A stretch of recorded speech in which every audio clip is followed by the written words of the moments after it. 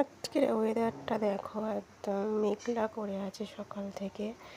এখন বাজে তোমার 9টা, সাড়ে 9টার মতন বাজতে যায়।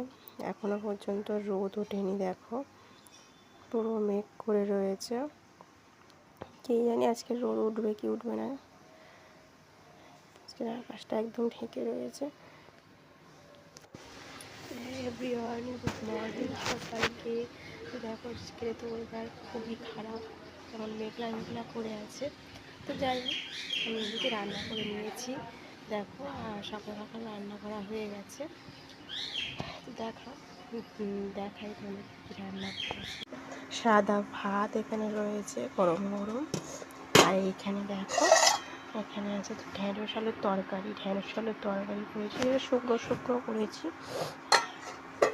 আর এই দেখো বেতে শাক সিম আলু দিয়ে ভাজা করেছিলাম।